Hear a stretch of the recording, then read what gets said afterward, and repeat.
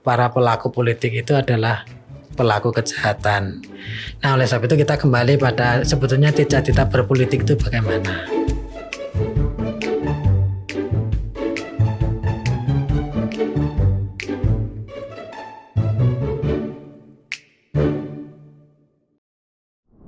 Assalamualaikum warahmatullahi wabarakatuh. Salam sejahtera bagi kita semua. Kembali lagi bersama saya Laila di Akademi Manusia Indonesia Daerah Istimewa Yogyakarta YouTube channel Setengah Jam.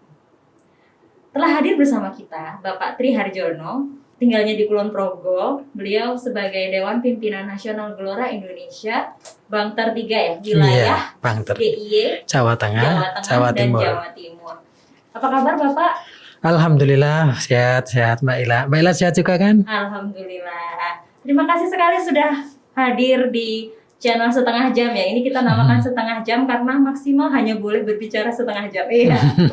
Tapi sebenarnya ini walaupun setengah jam pembicaraan kita harus bermakna. Seperti itu Bapak.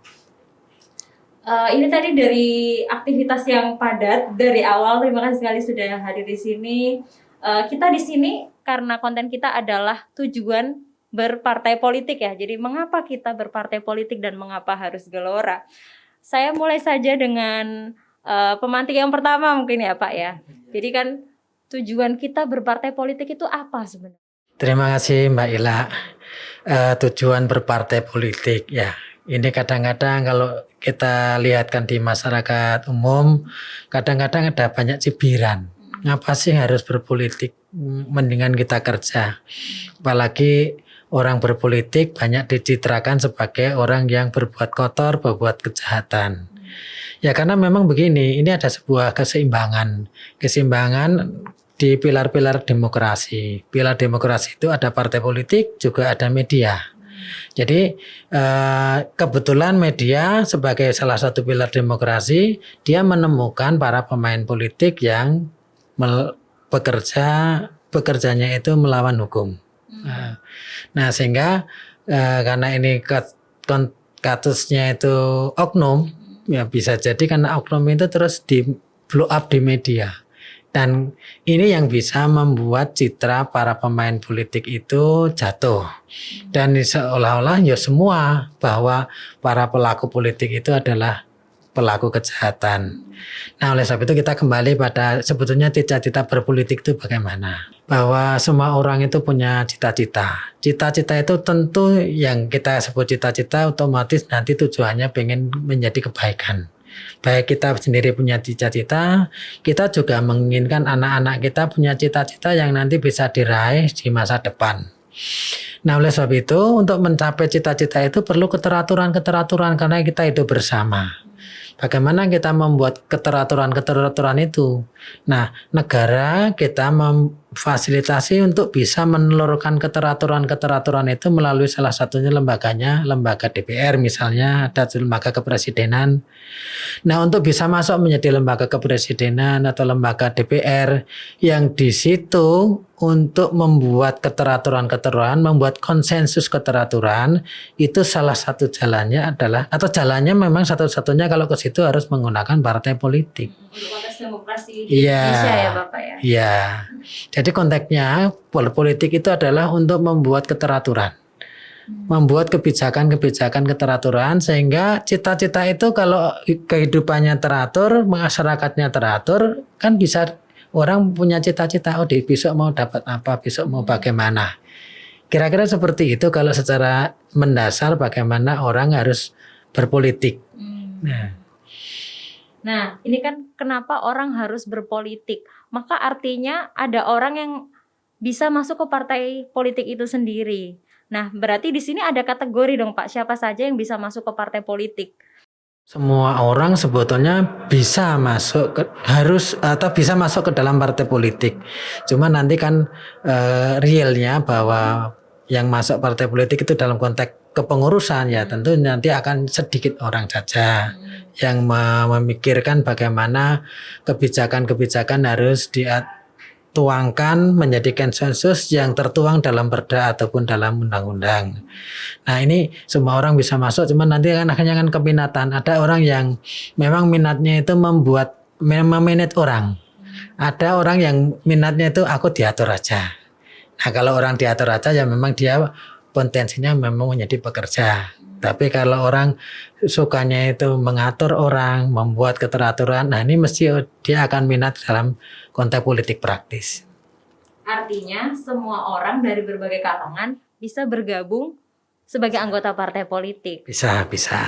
Tidak ada latar belakang pendidikan, background, mungkin apa ya? Ya, secara peraturan tidak diatur untuk menjadi anggota itu harus pendidikan apa, level tertentu tidak ada. Hanya persyaratan umum sebagai masyarakat dewasa. Masyarakat dewasa. Jadi minimal harus punya KTP dulu baru bisa bergabung sebagai partai politik. Iya, dewasa, berakal sehat lah kira-kira seperti itu. Iya. Baik. Kemudian untuk konteks partai politik ini sendiri, orang-orang yang mendaftar menjadi partai politik itu tidak semuanya lantas bisa menjadi fungsionaris gitu kan, merumuskan kebijakan. Kayak gitu berarti ada proses-prosesnya dong Pak tentunya. Tentu orang ketika pengen bergabung dalam partai politik itu kan orang belajar juga di situ. Pertama mengikuti yang sudah senior bagaimana itu partai politik itu. Nanti lama-kelamaan kan secara tidak sadar juga bisa atau sadar orang akan masuk kepada suatu arus berpolitik itu harus mengambil kebijakan. Berpolitik itu harus menelurkan kebijakan-kebijakan. Nah itulah yang kemudian puncaknya nanti sudah dituangkan dalam peraturan bersama yang disahkan oleh negara. Artinya berarti ketika masyarakat umum siapapun boleh bergabung menjadi anggota partai politik, tentunya ada pendidikan kenegaraan yang ada di dalam partai politik tersebut sendiri. Ya, betul sekali Mbak Ella. Jadi memang prosesnya harus ada proses pendidikan yang itu tidak serta-merta bisa dicapai melalui hubungan rapat-rapat aja enggak. Tapi memang sebisa mungkin ada proses-proses pelatihan yang resmi karena memang di situ ada proses percepatan pengetahuan. Ya. Supaya sebenarnya pengetahuan tentang kenegaraan ini tidak hanya diketahui oleh sebagian orang saja, tapi juga mengajak masyarakat secara umum melek terhadap kemajuan negara, seperti itu ya Bapak ya. Baik, ini kan sebagai partai baru. Nah kemudian kenapa Bapak bergabung? Justru malah awal-awal untuk bergabung sebagai partai Gelora. Sebenarnya Gelora punya apa sih ketika kita harus bergabung? Ini masih baru, kenapa tidak menginduk kepada yang partai-partai yang lebih besar? Nah itulah kenapa bergabung dengan Gelora menjadi misteri. Misteri bagi yang memang belum tahu. Tapi kalau sudah tahu ya, karena saya melihat begini Mbak, bahwa bergabung dengan suatu kelompok, apakah itu partai politik atau bukan, apalagi partai politik yang memiliki cita-cita untuk memanage negara. Baik itu pusat ataupun daerah. Itu kan harus punya cita-cita, harus punya tujuan. Dalam konteks ini kan saya membuat penilaian terhadap partai politik yang dalam kapasitas pengetahuan saya ternyata Gelora ini memiliki tujuan-tujuan yang jelas, memiliki prinsip-prinsip yang jelas, tujuan kesananya itu mau apa itu kita sudah tahu. Saya memang tidak akan menilai satu persatu kepada partai politik yang lain, tetapi yang jelas saya melihat di tempat lainnya itu tidak ada tujuan. Jadi adanya kebingungan ini terus mau kemana, ke depan mau kemana, negara mau dibawa kemana. Nah ketika saya berdiskusi dengan beberapa teman-teman para senior juga yang lebih senior lagi, ternyata di Gelora ini memiliki tujuan atau istilahnya proposalnya itu jelas. Nah, sehingga kita punya harapan, kalau masuk di sini kita bisa menawarkan kepada Indonesia. Bukan kita sendiri, menawarkan kepada Indonesia untuk sebuah tujuan mulia. Begitu Mbak. Tujuan mulianya itu apa nih Pak? Bisa diceritakan. Ini kan mungkin masyarakat penasaran. Yang banyak kata politisi nih ngomongnya orang pasti mulia gitu kan. Iya. Ya memang kalau diambil dari endingnya itu seolah-olah menjadi branded bahwa Gelora itu menawarkan Indonesia menjadi 5 besar kekuatan dunia. Itu kalau dilihat dari branding akhirnya. Tetapi kan kita juga melihat dari proses-prosesnya untuk mencapai ke sana, kita ada proses-proses untuk pengetahuan bernegaranya bagaimana. Kemudian untuk mencapai ke sana, oh ternyata punya prinsip-prinsip, punya prioritas-prioritas pembangunan ilmu pengetahuan, pembangunan teknologi, pembangunan di bidang ekonomi, sampai kemudian prioritas di bidang kemiliteran. Kalau mau diceritakan memang panjang satu perbagian-bagian itu. Kenapa prioritasnya di bidang-bidang itu? Yang jelas endingnya adalah mencapai Indonesia 5 besar kekuatan dunia.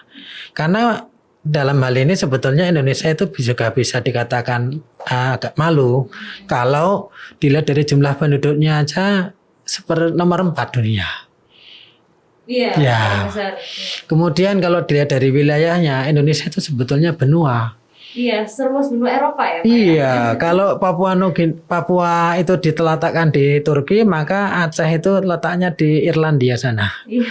Jadi itu wilayah Eropa itu terkangkangi oleh wilayahnya Indonesia. Tapi kalau dari sisi kekuatan, peta kekuatan dunia kan sepertinya Indonesia belum diraih, belum mendapat porsi yang selayaknya. Padahal dilihat dari segala potensi sumber daya alamnya, dan khususnya potensi sumber daya manusia yang sekarang dengan istilah bonus demografi, kan kita memiliki banyak sumber daya manusia yang unggul. Tetapi sekarang kan mereka tersebar ke berbagai pelosok dunia. Ke Amerika, ke Jepang, ke Malaysia, ke Eropa. Orang-orang pintar itu terserap ke berbagai dunia. Nah, oleh sebab itu Gelora ini kan punya punya tujuan, punya cara agar mereka-mereka yang terserap di berbagai dunia, orang-orang pandai itu bisa kembali ke Indonesia, membangun sebuah kekuatan besar sehingga Indonesia menjadi diperhitungkan. Dan endingnya ya menjadi kekuatan 5 besar dunia. 5 besar bisa nomor 5, bisa nomor 2, Soko nomor 1 nanti. Berarti itu ya kenapa kita bergabung Partai Gelora, karena cita-cita Partai Gelora itu adalah untuk Indonesia berkekuatan 5 besar dunia gitu kan. Ya kita nggak mau dong selamanya kita tuh jadi underdog gitu ya gitu. Mungkin kalau sekarang kita masih belum bisa pede gitu, cuma bisa berjumawa dari segi mulut saja ya. Tapi pada kenyataannya kita memang harus scale up untuk mewujudkan Indonesia benar-benar berkekuatan 5 besar dunia ini ya Pak ya. Iya. Nah mungkin gini Mbak, sedikit saya perlu sampaikan karena 4 prioritas ini kan kadang-kadang ya juga belum banyak diketahui. Di lingkungan kita juga belum banyak diketahui. Kenapa? Prioritas pertama, manusia Indonesia berpengetahuan paripurna. Kalau orang berpengetahuan paripurna, maka otomatis kita akan menjadi pusat ilmu dunia. Menjadi pusat. Jadi kita didorong dalam konteks pengetahuan, ilmu pengetahuan itu memiliki pengetahuan yang sangat mendasar dan detail. Memang yang sekarang terbesar dalam sisi kekuatan kan Amerika. Cina juga yang kemudian sekarang menyodok di bawahnya. Mereka itu mensematkan produk-produk keunggulannya itu di institusi militer. Kita melihat misalnya Namru, laboratorium Namru yang dulu di Jakarta itu yang ada kasus dengan Siti Fadilah mantan menteri, ya. Namru itu kan sebetulnya laboratoriumnya milik Angkatan Laut Amerika, tapi dia berupa produk tinggi dengan HN5N1, tapi disematkannya kepada militer. Di Amerika bahkan NASA itu kan juga angkatan udaranya Amerika. Jadi produk-produk tinggi itu disematkan pada militer. Sehingga militer itu menggetarkan bukan hanya soal karena jumlah tentaranya yang banyak, tapi memang memiliki keunggulan teknologi yang paripurna. Apalagi kalau sampai teknologi penguasa nuklir yang diluncurkan dengan teknologi smart, wah luar biasa, pasti sangat menakutkan. Ya, padahal kalau kita lihat mahasiswa-mahasiswa kita gitu ya, kemudian pelajar-pelajar Indonesia itu ketika bertanding di kancah internasional, entah itu robotik, kontes-kontes teknologi, sebenarnya mereka banyak memenangkan kontestasi itu gitu ya Pak ya. Sumber daya kita sebenarnya seperti itu. Dari berbagai pelosok bahkan ketika kontes ke luar negeri mereka menjadi juara. Hanya masalahnya mereka dimanage oleh orang-orang asing, oleh negara-negara asing. Banyak di antara mereka bekerja di tempat negara-negara asing sana. Bahkan di negeri sini belum ada upaya untuk memberi ruang yang tepat bagi para orang-orang pintar itulah, anak-anak pintar itu. Nah, mereka dibawa ke Korea, ternyata dimanfaatkan oleh Korea untuk membuat teknologi-teknologi pilihan mereka. Nah, seperti itu. Jadi hal-hal yang besar, hal-hal yang pintar di produk-produk manusia Indonesia itu dalam konteks Gelora itu sebagian besarnya nanti akan disematkan ke dalam militer, sehingga militer itu bukan akan menakutkan, itu bukan soal jumlah tadi ya, bukan soal sekedar jumlah, pertahanan ya. tapi pertahanan, kekuatan, punya akurasi yang tinggi dalam berbagai hal. Bahkan kalau kita lihat bagaimana membangun jalan raya, itu laboratoriumnya itu adalah milik Angkatan Darat Amerika. Dan sekarang standarisasi tentang jalan raya, perkerasan jalan raya itu bahkan dianut oleh dunia. Produknya adalah padahal produk laboratoriumnya Angkatan Darat Amerika. Ya, itu seperti itu ya. Karena itulah butuh partai politik, khususnya Partai Gelora, untuk mewujudkan ini, untuk memadahi aspirasi-aspirasi masyarakat, untuk mewujudkan Indonesia berkekuatan 5 besar dunia. Bisa mendeteksi adanya COVID hanya dalam waktu 2-3 menit melalui hembusan udara dengan cara yang sangat mudah dan biaya paling murah. Dan ini belum bisa dicapai oleh siapapun di dunia